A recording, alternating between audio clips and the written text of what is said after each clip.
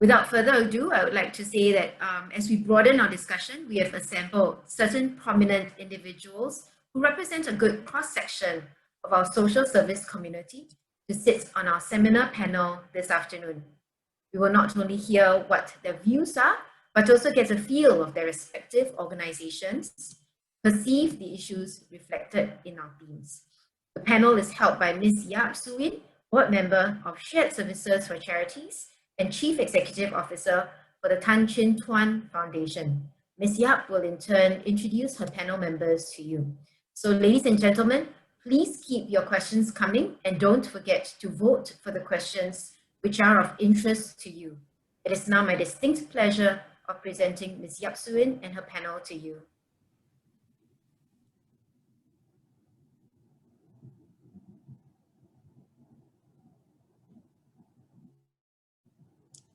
Hello everyone, hello friends. Today's seminar, SSC's 11th, is part of an annual effort by SSC to raise topical issues in our sector.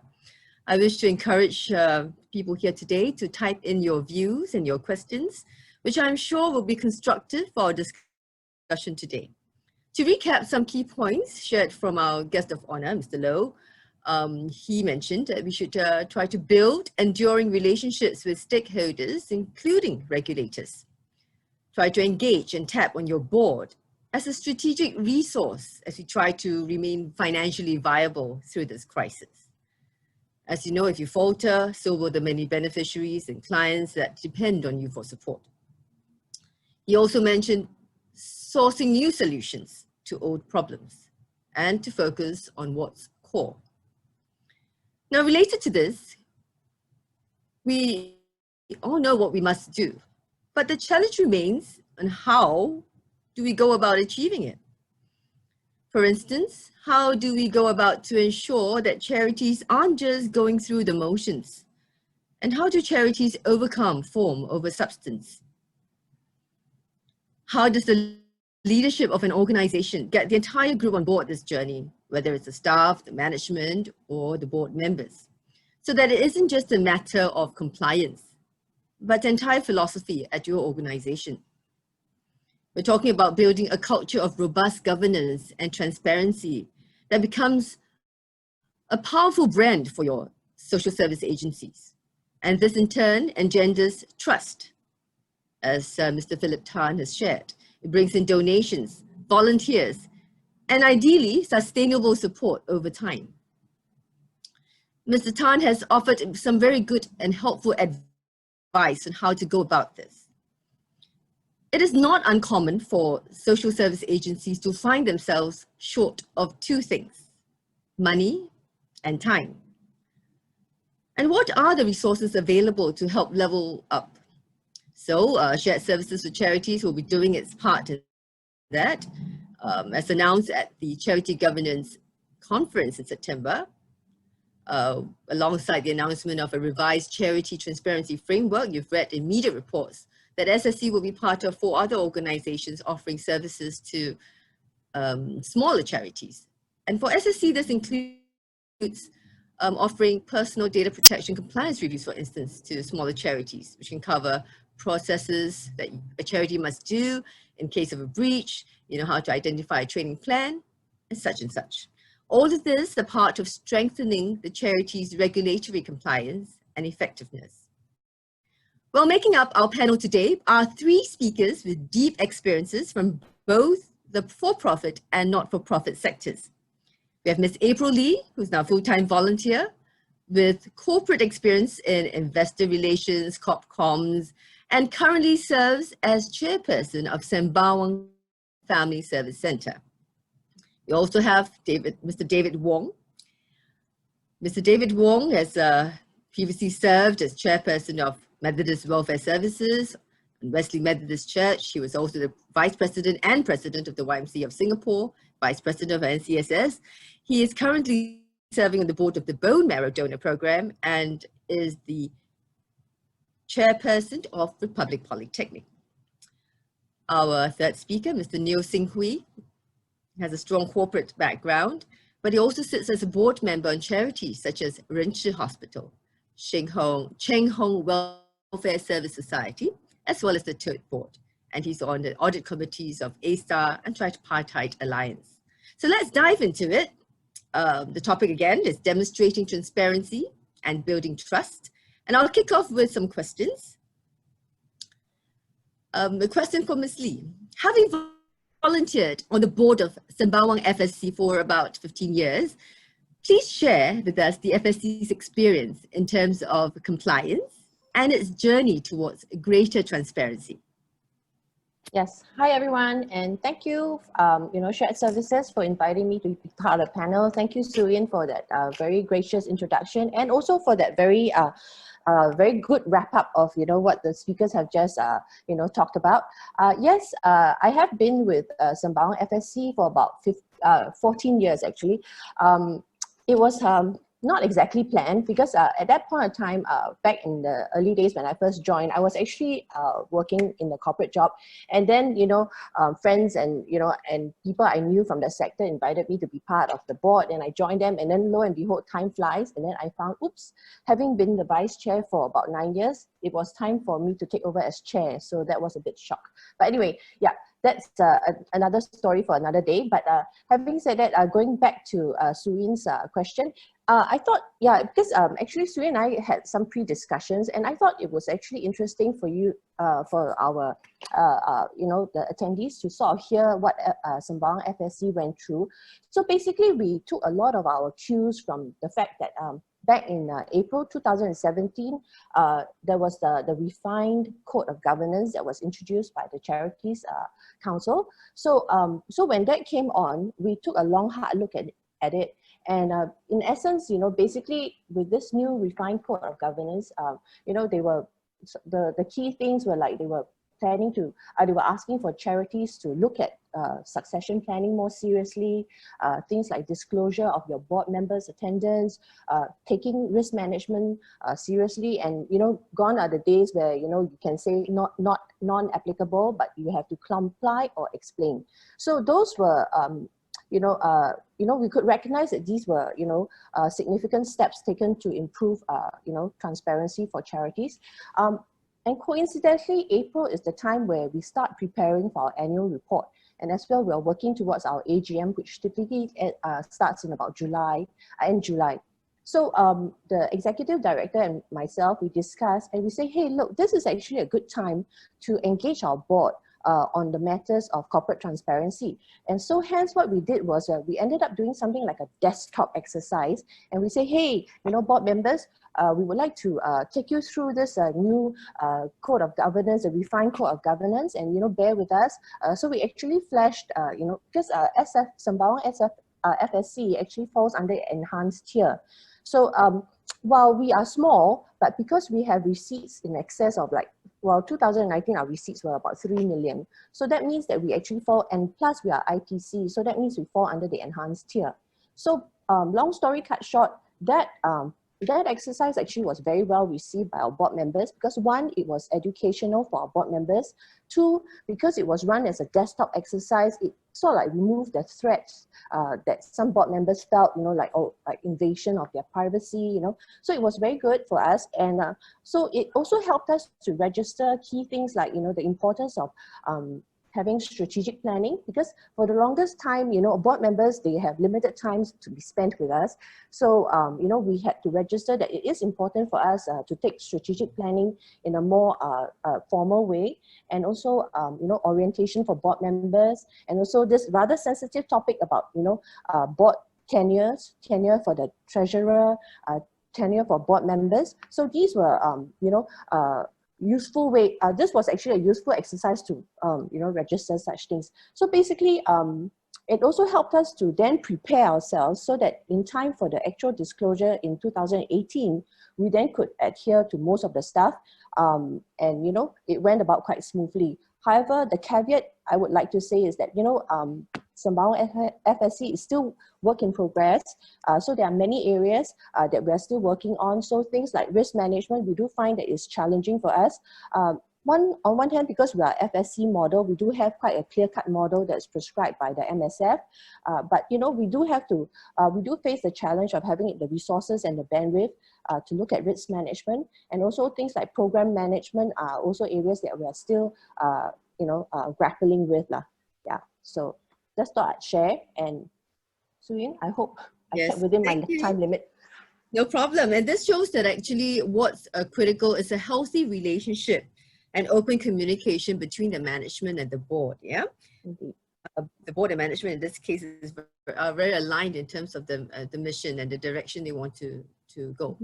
I have a question now for Mr. Neo Sing Hui. Mr. Neo, you serve on the boards of large charities and IPCs. How have these organizations' commitment to practices that support greater transparency delivered tangible benefits for the organizations you're in? Thank you, Suyin. Great to meet everyone at the virtual seminar. As what has been mentioned by Philip and also by our guest of honor, trust is what convinces individuals to donate their time and money to support their organization, and therefore transparency is actually the cornerstone to achieve that trust. This is not just a theoretical good to have, and some of you may remember, and also what Mr. Philip Tan earlier on has also mentioned, the 2005 NKF scandal. The erosion of trust in the aftermath of the incident actually resulted in an estimated drop of 100 million of donation for non-profit nationwide following this incident. So surveys has also shows that close to 200 large charities regularly command up to about 90% of the receipt. What this means is that less than 10% of the charities get almost 90% of the funds, right? So the data actually speaks for itself. The more you invite your stakeholders, the better they get to know you, and the more confident they are with your charity. Consequently, they are therefore more willing to support your cause. What I wanted to share is also looking forward, there are two concurrent headwinds, if I may say, facing the charity sector. Firstly, the needs are increasing. There are at the moment about more than 2,000 charities. The number is increasing yearly.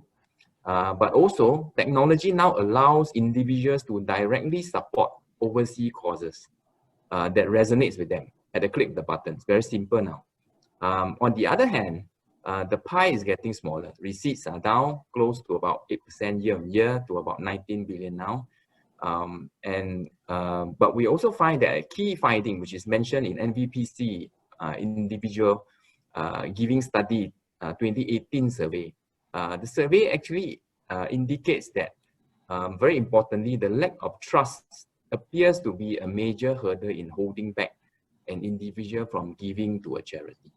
Specifically, the respondents actually express the importance to know how much of the donation goes to the beneficiary.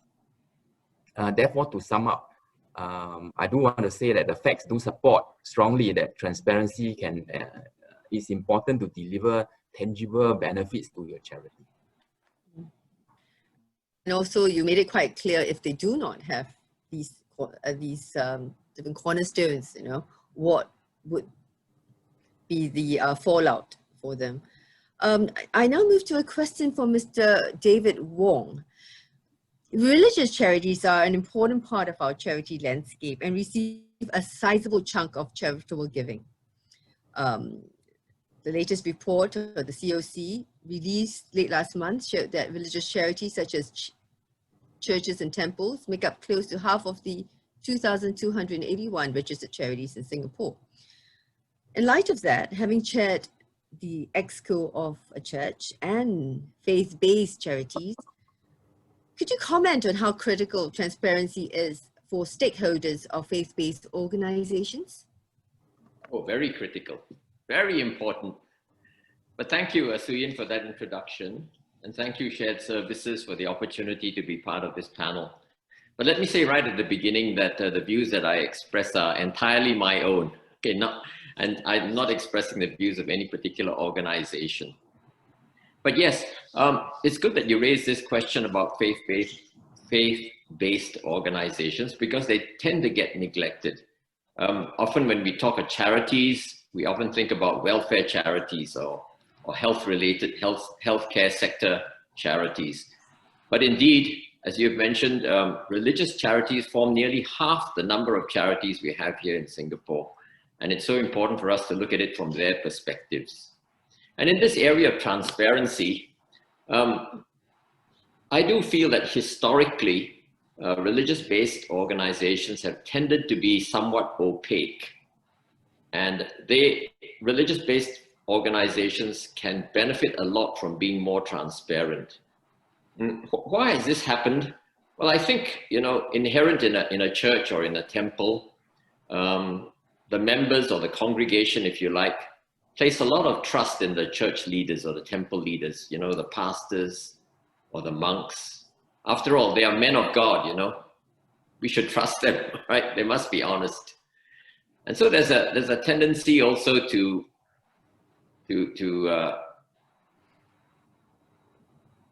cut short on the accountability, I would say, which you hold it. And so, members and congregation tend to give offerings either on a regular basis or on a periodic basis. And they do this on the assumption that, they're doing this as an act of service to God. In a sense, the churches or temples don't have to go out and appeal for funds in the same way as other charities may. So I think for a raft of reasons, religious-based charities have tended not to feel the need to be transparent and have actually been relatively opaque. And I think they've got to realize, these organizations need to realize that the times are changing and that society now is demanding a much higher level of accountability and transparency. And religious-based organizations, just like any other charity, will benefit from the increased trust that transparency will bring, which all the previous speakers, panelists and our guest of honor, as well as Philip, have mentioned. All these benefits would apply to religious-based organizations too. And I think the religious-based organizations will also benefit because if they are more transparent, they'll get much better support from their members and congregations in times of difficulty. So I just put those two as being very important considerations and why it's so important for religious-based organizations to be more transparent. I also welcome the other speakers to jump in if you have something to add on some of these points that are raised by your fellow panelists. If not, I'm going to kick off a second round of questions to our panelists. Mr. Neo, to follow on what you've mentioned earlier, through the lens of a veteran audit committee member, what are your key concerns when it comes to meeting standards of disclosures? What are some lessons from recent issues, even from the corporate sector, in terms of governance or transparency, that the non-profit sector can take a leaf from? Thank you, Suyin. Let me take the first question first on the key concern when it comes to meeting standards of disclosure. To me, I think the most important is substance over form. I believe these words are also echoed by the guest of honor earlier on in his speech. And what I mean by substance over form is when it comes to disclosure and a few key principles to keep in mind. In fact, there are only three. One is accuracy, making sure that the communication reflects reality, resist the temptation to sugarcoat or pad information so as to paint a nicer picture. Secondly is on completeness of information. This is something that I think Mr. Philip Tan also mentioned in his keynote address, meaning this involves presenting, not to present partial information rather, because this can lead to questions over whether there is an underlying agenda. These can erode confidence in future communication. And lastly, on timeliness of information.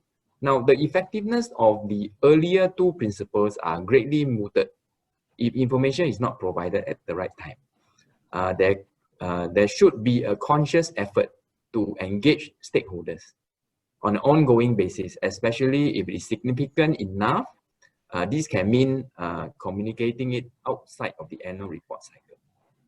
Now, on the 3 principles, I can give a specific examples. The Charities and IPC Code of Governance actually recommends charity to disclose the reason for retaining board members who have served on the board for more than 10 consecutive years in the annual report. So on the 3 principles of accuracy, completeness, and timeliness, based on my experience, sometimes I do notice, for example, in the area of accuracy, in terms of disclosure, is the tenure of the board members correctly computed? Or is the clock reset when the individual steps away momentarily, say there is a less than lapse of 2 years? All right. In the area of completeness, is the fact that the individual has a certain stature or experience a convenient reason to justify retention on the board of the charity? Or does the charity actually disclose the concrete steps that it has taken to build a good succession plan? Lastly, on timeliness, does the charity surprise its stakeholders that they are board members with a tenure of more than 10 years and disclose only after the threshold is exceeded? Or does the charity actively disclose the tenure of individuals on an annual basis? And therefore, you can imagine if care is not taken in the above situation, false and insincere disclosure could call into question the integrity of the charity. On the second question regarding the lessons from recent issues in corporate section in governance and transparency and how can the profit sector learn from them, I would like to bring out basically 2 points or 2 areas. One is on conflict of interest. Now, recently we are all aware of the WeWork IPO incident. So in the lead up to its IPO for WeWork, the organization was at one point valued at 64 billion Sing dollars.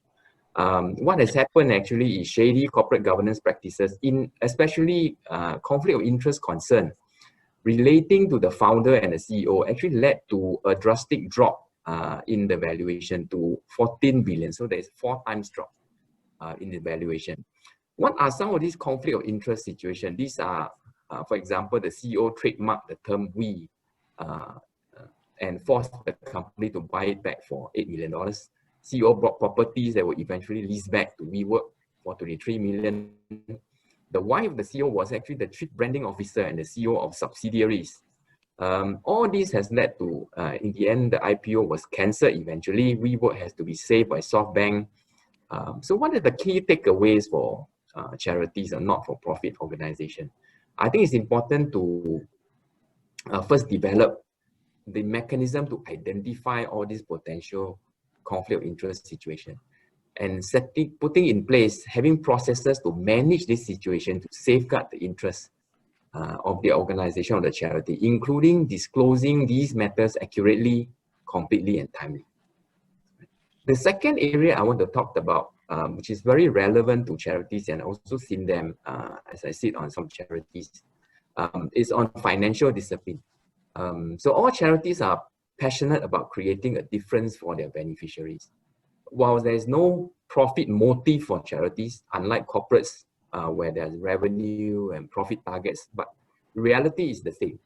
Charities need to be financially viable to continue to serve their targeted community and beneficiaries. Key things to note here for charities is that I think we need to know what are your financial governance practices and mechanisms, especially in terms of being able to identify, select, and review performance of the programs and initiatives. Because of the limitation of funds and competing needs for programs, this is essential and important that you regularly review your programs and activities in a structured and objective manner. Very important to do cost and benefit analysis, KPI monitoring. And are we prepared to make hard decisions to redirect resources or vary the scope of your programs? They are actually not the best use of funds. If I may chip in, Suyin. Yes, please do. I see William has asked a couple of questions. Indeed. Yeah. Please go. Maybe if I can quickly respond to William. I think you already know the answer, William. Yes, some churches in particular have a problem taking money directly from tote board. You know, for various reasons, they believe that the source of tote board funds is, you know, gambling or from the turf club, if you like. Okay, and so therefore the money, it's not appropriate to take donations from the tote board, given the source of the funds, if you like. I think that's a real concern. You have asked whether or not, you know, tote board could find some other way of channeling the money to faith-based organizations. I suppose the answer is if they wanted to, they could. But I would put the question back to you, you know, even if they did do that, it was only a case of money laundering, right? It's a case of substance over form. You would still know where the original source of the funds was. So I think you just have to ask yourself, you know, well, the way I look at it, you know, personally in Singapore here, the tote board is very much part of the way in which the government collects revenue from gambling, if you like, and channels that to the charity sector. Now, whether or not it came directly from Ministry of Finance or whether from the tote board, I think it's a philosophical question which each faith-based organization needs to address for itself. But so the simple answer, you know, to your question is, I think it wouldn't change the substance. So if the substance matters to you, then I think changing the form wouldn't make a difference. Your second question about, you know, can a church, say, for example, become an IPC because it makes substantial donations to charity? I suppose that's a question for the authorities to answer. I would say that for such a church or temple, if they wanted to go down that road, it would be better to separately incorporate a charity. All right, so that that charity would be separately incorporated from your church or temple, and you use that entity to conduct your charitable work or the charitable purposes to which you want carried out, and that donations which are designated for such work, if you like, can go direct to that charity, and that charity can then apply to be an IPC. I think that's quite a well-tried route, and many faith-based organizations go down that road. I hope that answers your question, William. Well, I have a follow-up question on that, on also Mr. Neo's comment. Mr. Neo, you talked about mechanisms and safeguards, right? So I just wondered, knowing that David was also the chairman of MWS when it won the CGA Large Category Award in 2014. As a result of it, or as a consequence, you know, can you share about what changed for MWS internally or externally? I think the changes were quite subtle. We were very surprised to win, right? Very happily surprised to win. But yes, it did raise the whole profile of governance, if you like, within the organization, within the board. We began to understand, you know, why these things were so important. I would say, you know, we did it. We tried to put in high standards of governance. We were transparent where we were lacking, okay? And we realized that it was important to try and fix the holes that remained. So I would say there was a much more concerted effort to continue to try and improve as a result of winning the CGA award. But beyond that, it was clear, it became clear to our stakeholders that MWS had a high standard of supervision, board supervision, and that the way in which the organization was governed and managed, all right, was one which engendered trust, so that our principal stakeholders, the Methodist Church, Methodists in Singapore, would be willing to support MWS, not just in terms of giving, but also as volunteers. They could feel more assured, you know, that what we were doing in MWS met the highest standards, if you like, you know, that were being procured. I'd like also to invite some comments on the media's role in governance and transparency, because we mentioned just now about NKF, Ms. Neo, as well as WeWork. that was reported in the press. And as last Friday, the local media also reported on the COC 2019 annual report that donations are increasing year on year, and the possible uptrends, possible reasons for the uptrends. So I'd like to put a question to Ms. April Lee with her background in Corp Comms, Investor Relations. Could I invite you to comment about the media's role in disclosure, transparency, and trust in the charity sector? Yes, thanks, Suyin.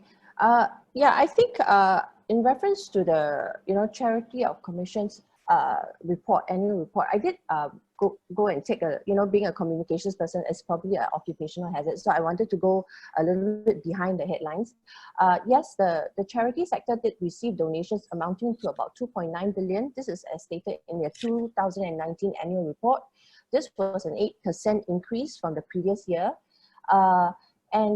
I think interestingly enough, because for those of us who have been in the sector for some time, and we were familiar that there were a lot of tax incentives for donations given that year, the tax deductible donations actually in comparison was fairly stable. So in other words, the increase didn't really seem to come from tax deductions, tax deductible donations. And having said that, in terms of the 2.9 billion figure, about half of it, 1.1 billion was actually made to religious charities. Another about 500 million, sorry, 1.1 billion to religious charities. Social and welfare had about 500 million, and education also another 500 million. So basically, these were the big boys garnering most of the donations. In the annual report, actually, Dr. Ang, the Commissioner of Charities, actually echoed pretty much what we've been discussing. And he says that his observation was that basically the public has been growing in terms of its trust of charities. And obviously this has been due to the efforts of, the regulators, the agencies, the supporting agencies, and charities themselves. So, I mean, yes, we've been through bad patches with the NKF saga, and on and off we hear other reports of charities gone a little bit awry and misguided. But I think generally the feel towards charities, charitable giving is actually quite good. The Commissioner of Charities also mentioned that they were actively engaging online platforms, because I think partially it's they recognize that online giving platforms are now as Mr. Neo shared earlier, it's so easy to give money nowadays, and you can also actually, donate to causes overseas. So I think the the Commissioner of Charities recognize that, online giving platforms are very important, and they have actually taken steps to not just engage them, but they've also helped to audit some of these online giving platforms, which is good news for those of us who have been giving via online. The other thing which is quite obvious is that the fact that we are now in this age whereby the millennials are the ones who are the economic powerhouse. So they would actually be the people who are donating and, giving to charities. So does this mean that the millennials are more caring? Well, I'd like to think so, because, I work with many of them in our charity. But having said that, the thing that I wanted to highlight was that millennials are actually a very connected group of people. All right, so it has a lot of implications for us as in the charity sector, whereby the millennials are not just listening to mainstream media, but they are also on the social platforms. All right, and so this is really where digital engagement is increasingly important for all of us. And and many charities really do lack in that bandwidth, the resources again to go into digital engagement in a sustained way. Yeah. Mm. At this point, can I invite the other two panelists, if you wish, to comment about how digitization, in your view, will be affecting transparency and this building up of trust in our sector, especially if you foresee that, those who are not on board the digitization, people might think that you're not transparent enough, Yeah, so maybe let me add on to what Ms. April Lee has earlier on mentioned. So I think in automating donor interaction and communication actually is very important to charities now, and increasingly so. And using digital media such as social media as a communication tool can actually greatly motivate donor towards giving. As what Ms. Lee has mentioned earlier on, millennials are actually, more likely to actually conduct due diligence before they make donations. And therefore, using the social media tools creatively can help to engage donor and also reach out to new audiences. And I feel that this is where transparency and adequacy of information is essential to build trust in a couple of areas. For example, on what your charity's mission goals and how these are aligned with the donors and the audience's personal beliefs and values. How do you provide direct information regarding the causes that these people support, providing options for donors to connect with the beneficiaries that you are supporting, providing real-time feedback on impact of donation to social causes that you are supporting, automating also the processing, issuing of tax-deductible receipts, making it simple for the donors, and providing easy means to check charities' financial, giving them the comfort and the confidence that monies and donations are put to good use. So these are just some examples how I feel that digitization using social media can help charities in their donor interaction, communication more effectively. I think there's a lot to be said for digitization. I think Sing Hui is quite elaborated on that quite well. I have two cautions, if you like. One is, with digitization, it's very important to make sure that communications and data are secure. Because when we build big databases of donors particulars or beneficiaries particulars, we must make sure that the data is secure and adequately protected. The second thing I would caution is that we shouldn't rely entirely on digital communication as the main form of communication.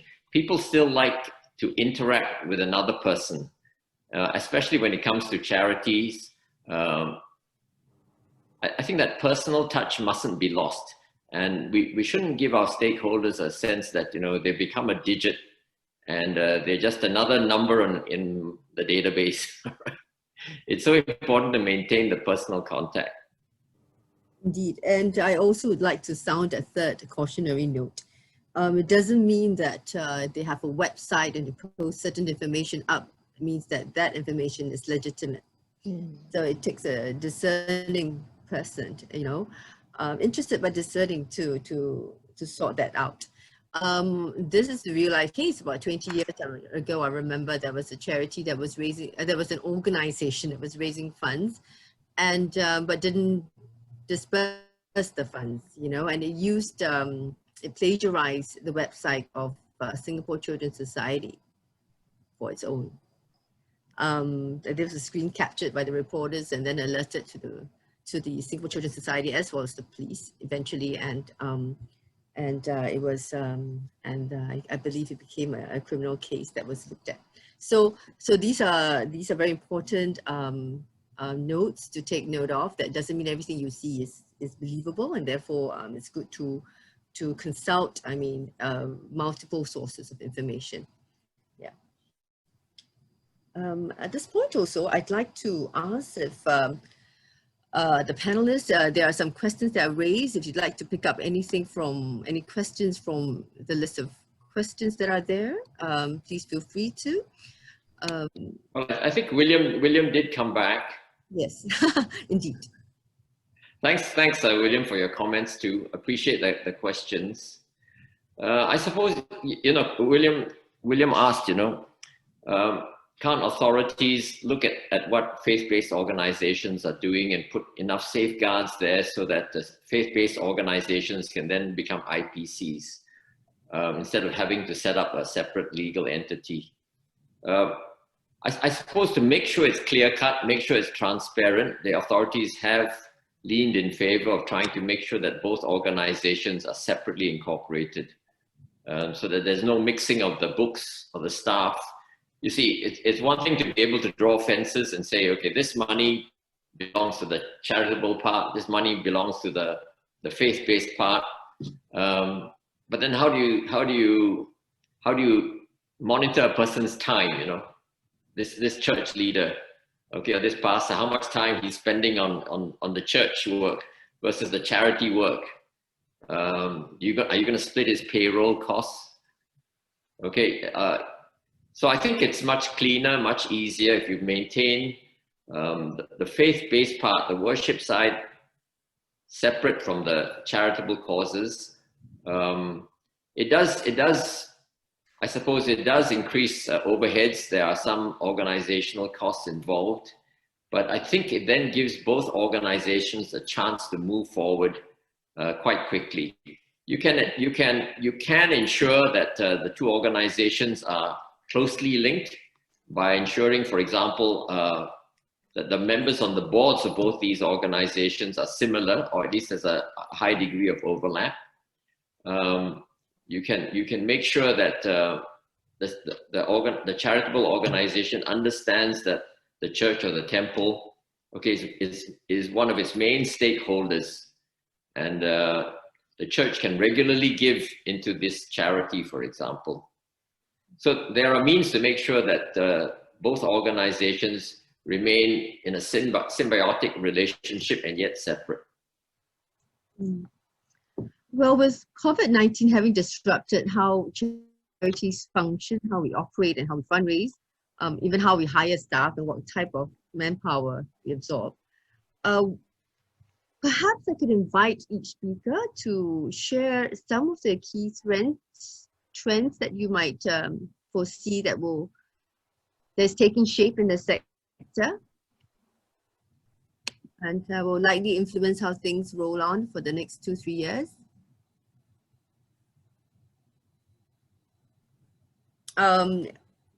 April, would you like to just kick off with that? Okay, I guess in this case, sometimes you do regret the saying ladies first. Okay, but anyway, sorry, bad joke. Yeah, so thanks for inviting me to give my views, share my views. I think really this has really been like, I feel that we are at a threshold of almost like a rewrite of history for SSAs, for the charity sector. For Sembawang FSC, frankly speaking, we feel the impact of COVID-19, the pandemic, pretty much everywhere. From the way we meet our clients, when we had the circuit break, we had to scramble so that we could disburse funds to our clients. Many of these are like really the needy poor, and they don't even have bank accounts. So how do you do an online transfer to clients like that? So we had to scramble to quickly, find some way to get financial assistance to them. Even the way we operate our student care, now we have to set up screens, we have to look at special air filters, we have to have segregation of the students. So it's really impact how we operate in so many ways. And also we are seeing as an FSC, a direct effect in terms of the increase in cases, all right? We are counter economic cycle in that sense. Everywhere else you read of economic, bad news, but we are actually seeing an increase in our business in inverted commas. So we have had a lot more cases. I hear what David talked about earlier in terms of that personal touch, which is really, the hallmark of what we do, because it's about caring for people, interacting with people. But the fact is, digitalization right now is an imperative. I mean, 2 weeks ago, we just got another email blast to all of us in the charity sector that, meetings right now, online meetings are the norm, okay? Online payments, online giving channels, we have to look at all these seriously. So I think for us at the board of Sembawang FSC, we're right now taking a long, hard look in terms of how we deploy resources, all right? We have to now look at maybe building up our equipment in terms of, the computers and all that, the connectivity, do we have enough bandwidth and all that for our staff to utilize? We have to also look at maybe bringing on board people who are trained in digitalization now. In the past, we would never contemplate this in an FSC setting, or not so much, at least for the smaller ones like us. And even we have to now look at deploying resources to help us in terms of compliance and governance, because the digital world is a world that happens super fast, a lot of scrutiny that can happen. So you have to make sure that you are, your compliance is up there. And I think the reality also is that many of us SSAs are still lacking in terms of manpower and expertise. All right. Yes, board members can pitch in to help, but board members are also oftentimes volunteers. So how much can we get them to pitch in? So we would have to look at more creative way of bringing on board volunteers with the skill sets and the experience to help us. But then there's that risk, volunteers you may not know them so well, and then what sort of projects you get them to work on. So those are issues for us, to wrap our heads around at this point. Thank you for sharing, April. Mr. Neo, do you have something you'd like to get us to reflect on when it comes to these issues? Sure. I think those areas that April has mentioned is actually spot on. A lot of the operational areas as a result of COVID actually does disrupt and have a great impact on charities operation. One of the areas I wanted to mention, which is related to an earlier comment that I talked about, which is the automation of interaction and communication, is actually in the area of fundraising.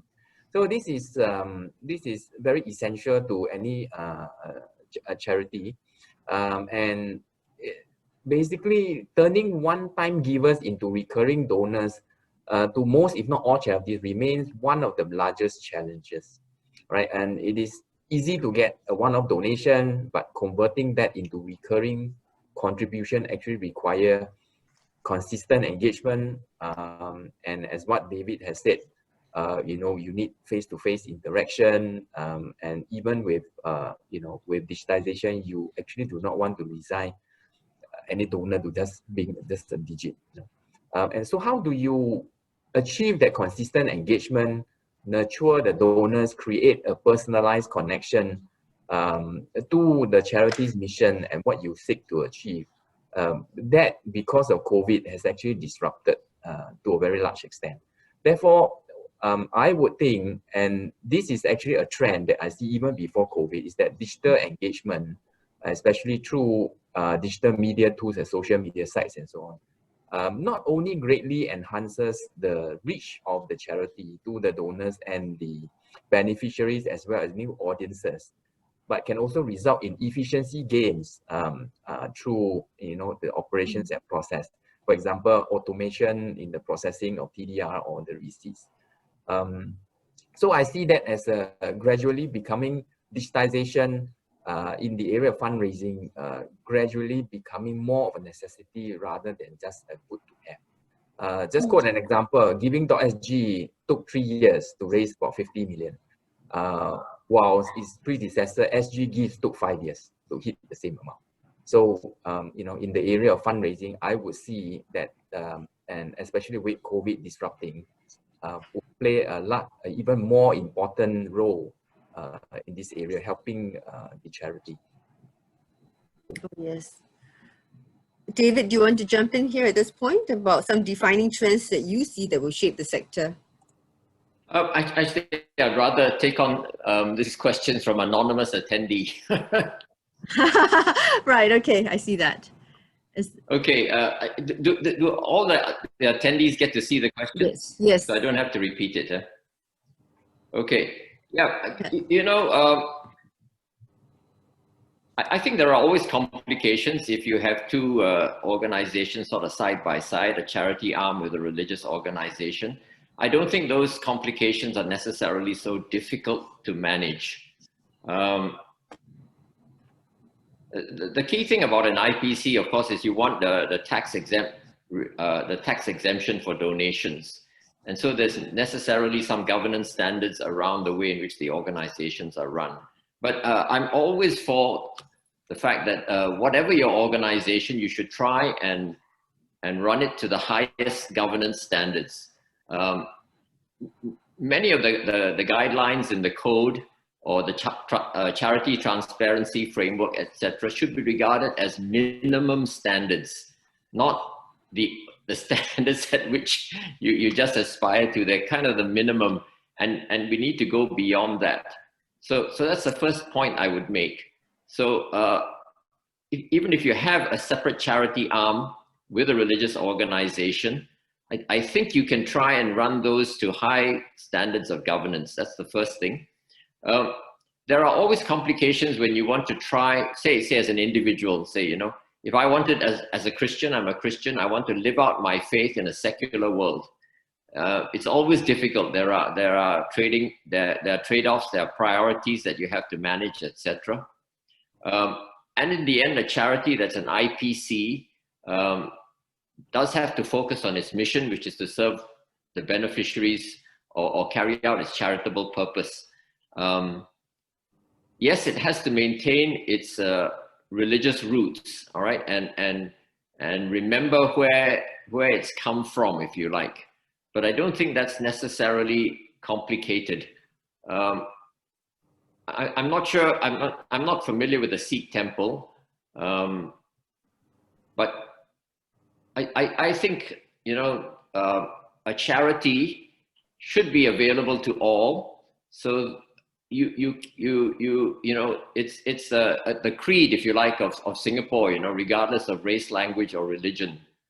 And I think to set up a charity where your beneficiaries are only your constituent members would be very narrow. If you wanted to do that, then I think you would want to conduct those activities, those charitable activities, outside the scope of an IPC. So there are many charities that are not IPCs. And if, say, you just wanted to help the needy within your own congregation and you wanted to set up a fund for that purpose, I think you could do that. All right. But yes, it would be, I think you wouldn't qualify for IPC status. Mm. Well, I observed that, you know, COVID-19 has really split the sea, so to speak, for many agencies into haves and have-nots. And whether, you know, you feel, panelists, whether you are belonging to a small charity or large charity, whether there is indeed an unequal playing field when it comes to addressing or tackling challenges when it comes to governance and transparency. You comment, please. I think each charity faces its own challenges. It's hard to say whether one faces it more. Of course, the larger charities are somewhat more resilient. They're likely to have deeper reserves. But you know, I must say that the government has been quite supportive of organizations, you know, companies as well as charities, and the job support scheme, etc., have really helped charities quite considerably. And the other thing I would say is that Singaporeans as a whole have been really quite forthcoming. And in spite of the difficulties, you know, caused by COVID-19, they continue to support charities which have demonstrated that they really do good and are transparent and trustworthy. So I think those charities, I'll put in this plug for transparency. You know, if you're a trusted charity, people know that what you do, and that what you do is you support a worthwhile cause. They will support you when you appeal to them. Thank you, David. That certainly is I feel that's like the one thing that charities can take away, that you feel, right, about demonstrating transparency and building trust. And I'd like to invite our other two speakers. I'll just add one more point. Sure. You know, I think you will find that for many of these charities, it goes against the expectation, but I think their accounts for this year will show a somewhat larger surplus, right, than they normally do. So they would actually do well in this particular time simply because they're getting a lot of support from the government, they're getting a lot of support from the public, okay, and you know, some of their costs have actually been curtailed. They've not been able to hold large gala dinners, you know, big fundraising events, etc. Okay, so all those costs have been saved, if you like. All right, and the dollars are going to the beneficiaries. Thank you. April, Ms. Lee, what is the one thing charities can take away from today's session in terms of this journey towards demonstrating transparency, building trust? Yeah, thanks, Suyin. But actually, I think that it's been a very rich 2 hours, and you know, I've been taking notes, so there've been lots of, you know, little things that I've taken away. But I think I really like the fact that we've all come to a consensus that, you know, it's substance over form. We do know that, you know, all these corporate transparency guidelines are there. Having come from the corporate sector, you know, you do not have regulators who are about to pounce on you and to issue fines and all that. So, you know, we do operate in a safe space. All right, and I would like to urge my fellow colleagues in the sector to really take advantage, you know, not just of the fact that, you know, right now the authorities and the regulators have been, you know, very forthcoming in terms of information sharing, educational. So, you know, we should really use this time to strengthen ourselves, you know, given the fact that, you know, we do have, you know, a bit of respite in terms of the fact that the COVID has also not just given us financial excesses, it has also sometimes given us some time excesses. And I think the other point is that, you know, I don't think it's necessarily a haves or have-nots, because if you are smaller charities, there are definitely grants. I think Mr. Philip Tan himself mentioned that there are many grants out there. For one, Sembawang FSC is actually looking to tap on the VWO's Charity Capability Fund, not just to run reviews of our key processes, but we are also looking at tapping it even for you know, boosting our digital capabilities. So I think, you know, I would like to urge fellow charities out there, you know, to go and actively read up on all these various options that are available. Yeah. Thank you, April. How about Mr. Neo? Do you have one takeaway that you'd like to share with all of us? Yeah, to add on to what April has said, just wanted to just mention trustworthy behavior, right? So we talked about trust being paramount of importance to charities, and the foundation of that is transparency. But the results of that, actually, I feel that trustworthy behavior is actually important and essential. And trustworthy behavior must be sustainable in the longer term. And with trustworthy behavior, especially through, as I mentioned earlier, accurate, complete, and timely disclosure and communication, together with consistent, transparent, and positive engagement, I believe these are key elements to build trust with your donors and the public over time. Thank you, Mr. Neo. David, do you want to say something before I do a wrap? Yeah, perhaps, you know, we've talked a lot about transparency, but there's perhaps one other aspect that we haven't covered, and that is, I think, transparency gives an organization protection against abuse of power and privilege. We've seen that in a couple of high-profile charity cases, all right, where the leaders, if you like, may you know, may have exploited their positions, all right, either for their own benefit, etc. We've seen in the case of overseas organizations, not in Singapore, you know, churches where priests are accused of sexually abusing children, etc. I think when you have a transparent organization, it protects that organization against abuse of power and privilege by those in authority. And I think that's another reason why transparency is so important. Thank you. Well, it looks like organizations that remain resilient and relevant in these tumultuous times will no doubt include those with reputations that are synonymous with gold standards of not only service and being connected to stakeholders, but also uphold good governance and ethical behavior.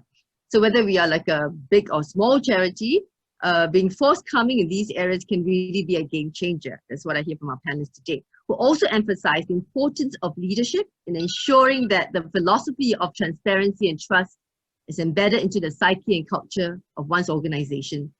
Our panelists also highlighted the competencies needed to achieve a robust level of these two qualities. I trust delegates today enjoyed the open exchange of ideas. With that, I conclude the panel, and thank you, panelists, for an engaging panel discussion. Thank you, Suyin, for your leadership. Thank you, everyone. Yes, thank you, everyone.